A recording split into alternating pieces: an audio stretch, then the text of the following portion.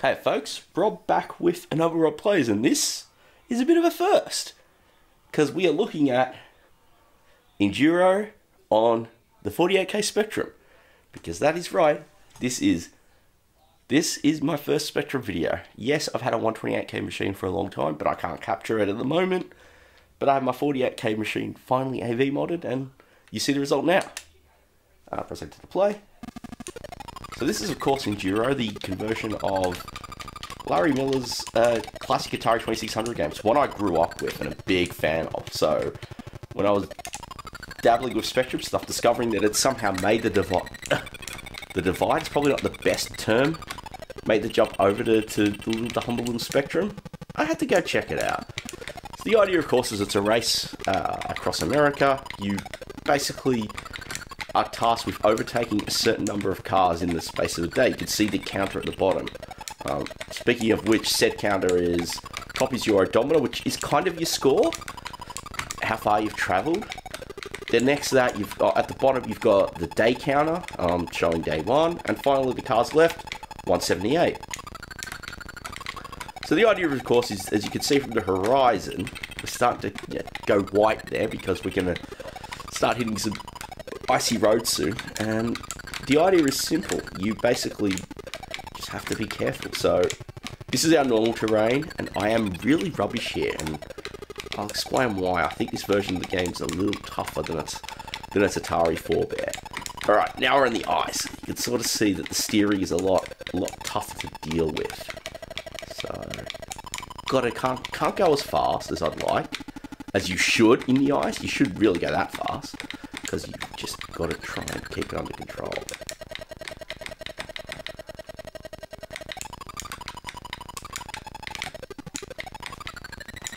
Slowly making progress. Anyway, so we're out of the ice, and we're going to start seeing the sunset soon. And on the Atari, because of the huge number of colours that thing had, 128 of them, or I think it was worked out to be 121 for PAL. I have to check my numbers. But on an American 2600, it was 128 colours. The sunset was pretty darn impressive, and the way Activision liked to fly in those days.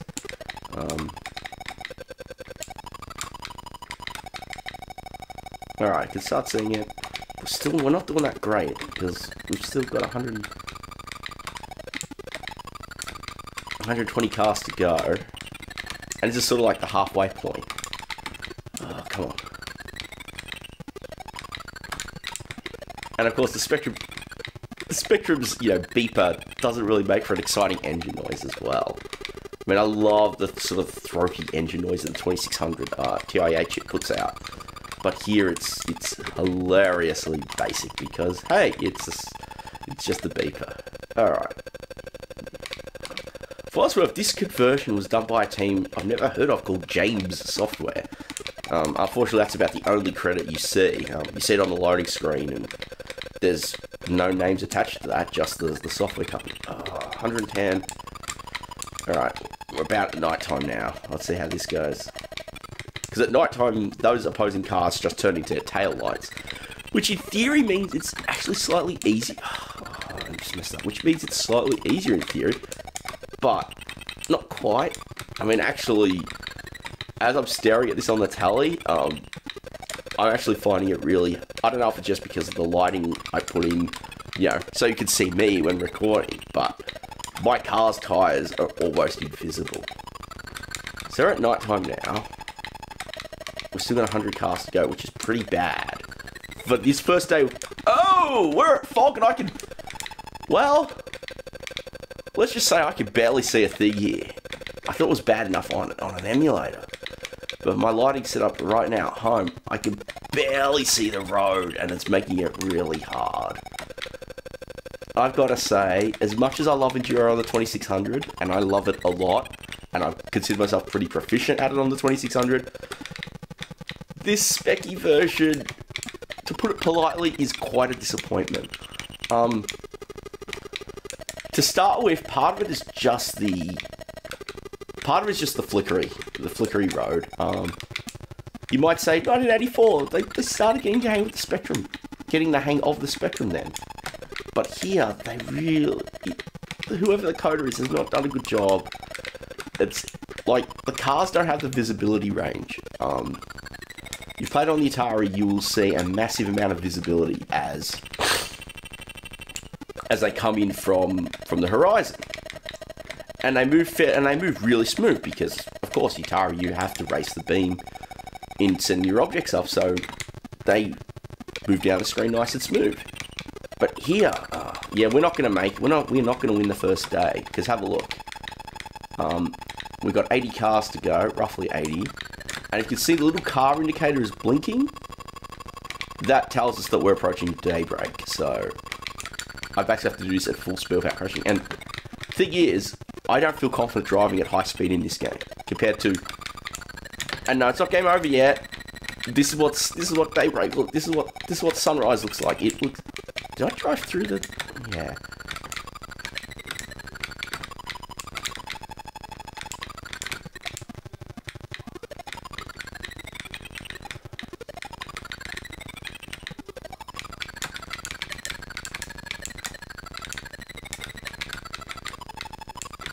Now it's about to be game over. This is terrible. I actually played it on an emulator and I got to day 2.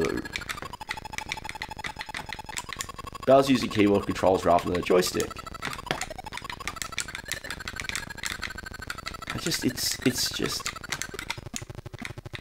It's a lot of subtle things. I might talk about them quickly before I start a new game. So, oh well, there we are. We did terribly.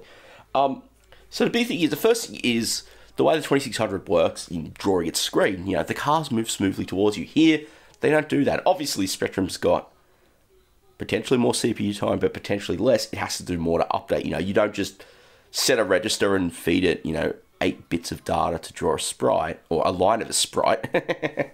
Rather, you need to plot that car graphic onto the screen. On top of that, everything's narrower, because on a 2600, it's, a 160 pixel display spread over the screen region, while Spectrum has a higher actual resolution, 256 pixels wide. So the pixels are smaller, but it's like they've taken that 160 pixel display and put it on a 256 rather than stretching it. And the result of that is that the road feels really narrow. I mean, the car controls handle good. I think it's enter to start again. The car controls feel good, in the sense that it responds on, but it just feels, the feeling to me is off with this game. But I always found it a curio that the Spectrum got a home conversion, yet no other system did. Now, of course, as we know with history, the reason for that is because they started adapting it to the Atari 8-bits and the C64.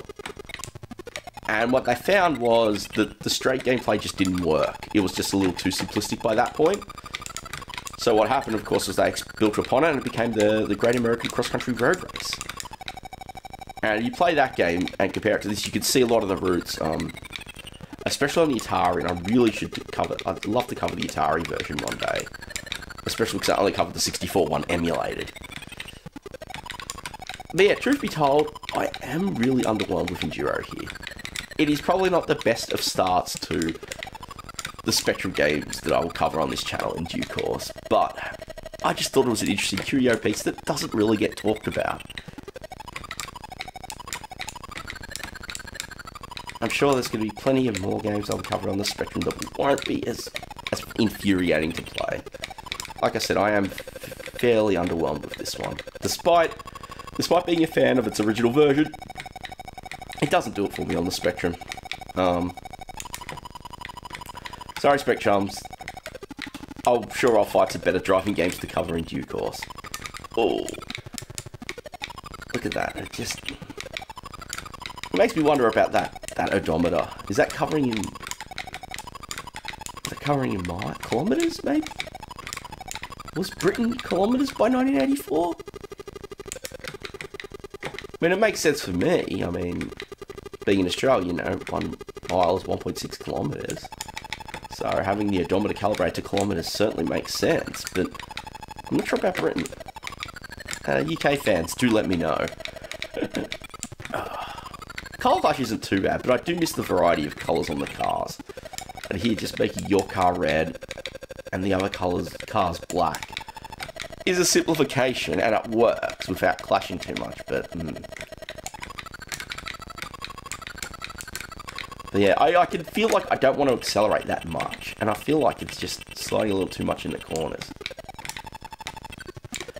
Yeah, stuff that I know works that I can do on the 2600, I can't seem to do here. Like, I think the collisions are a bit off as well. No, I'm not gonna go into a massive tirade, but suffice to say, stick with the Atari 2600 if you want to play Enduro. We're doing better this time around, though.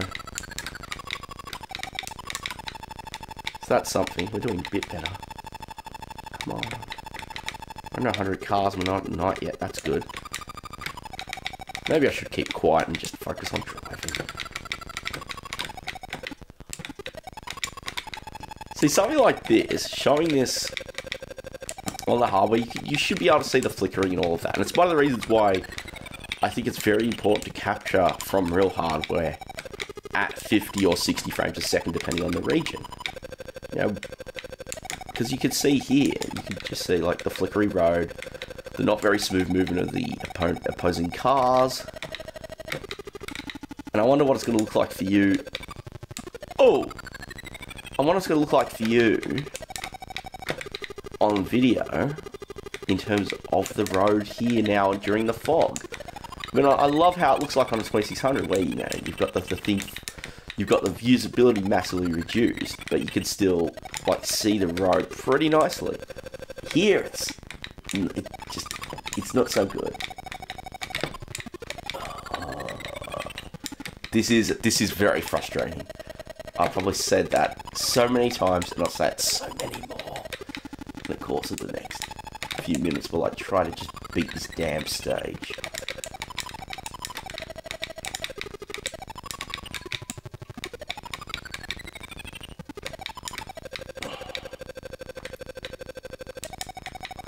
Still so good. Barely made progress here. Come on.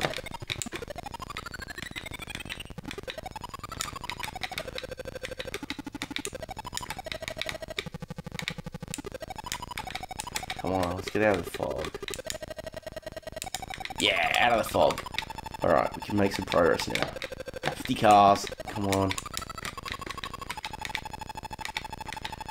I can't remember if you get the target on the 2600, it plays this little victory chime. Can't remember I don't know what it does here, but it's probably not going to be as nice. And we've already, oh, we're getting close. Oh, come on. First on a daybreak. 30. This is tense, and if you're not on the edge of your seat here, wow. I'm sorry. Because this is so tense for me right now. 20 cars. 15. 10. 9. 8. 7. 6. 5. 4. 3. 2. 1. We did it! That was so close. Okay, so now we're going to get on to day 2.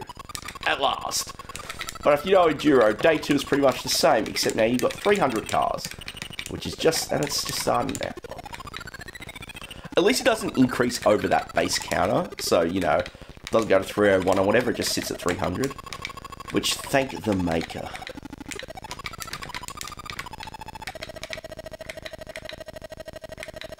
Okay. Anyway, I'm hoping the audio isn't too, like, echoey.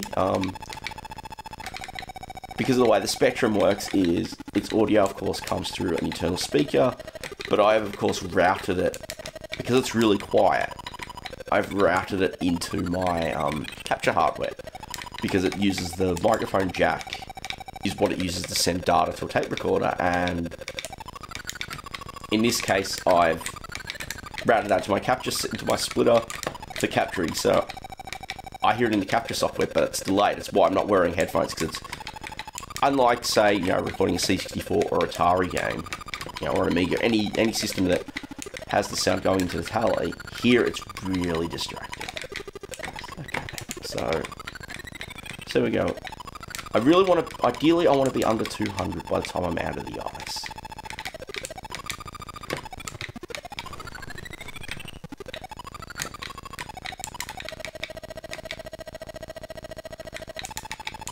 In fact, closer to 150 would be nice.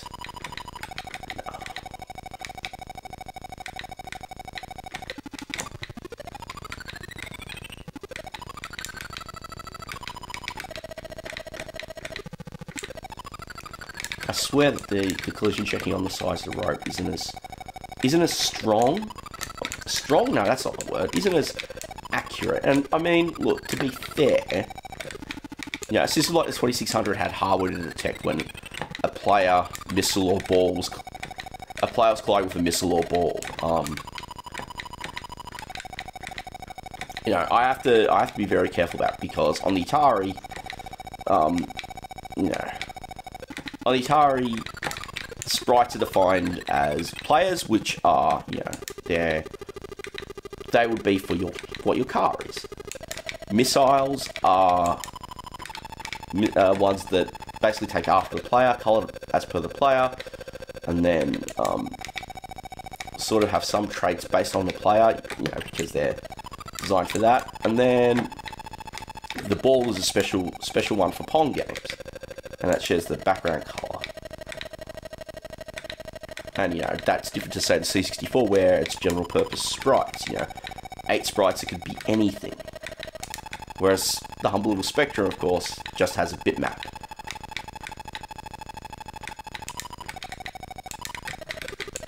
So we can do, we're 150 at night.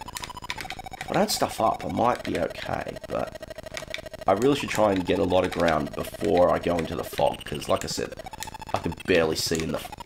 I swear I was around that car. Collisions are not fair at all in this version of the game. Oh, blast, it's the fog. I've got to take this really slow. But I don't think we're going to make day 2. I was in front of that car! So the 2600, when you're driving at night, you literally collide with the taillights. That's all you have to collide with. It makes the game a lot easier, because all you have to do is collide with the taillights. Like, literally, the cars just are those taillights. The rest of the car sprite doesn't exist. Which I really like from a fairness perspective. You know, which you then compare to the Great American Cross Country Road Race. And in that game, you know, the cars are still there on screen. You can see them. They're just a darker, you know, they're just greys rather than colour.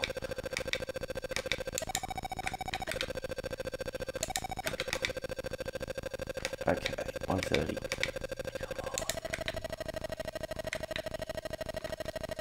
Probably going to go quite a lot for this last part of the race, because we've got 120 cars to beat before day, and I don't think I can do it. If you're not cheering me on now, I'm very sorry.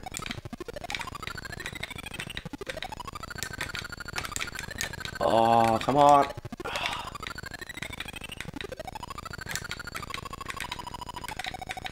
We're not going to make it.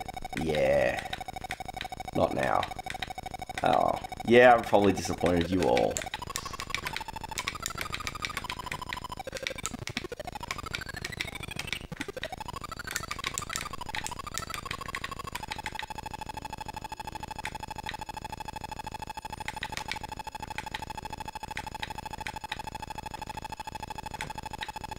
So we performed about as well as day 1, because we've done 210 cars before the...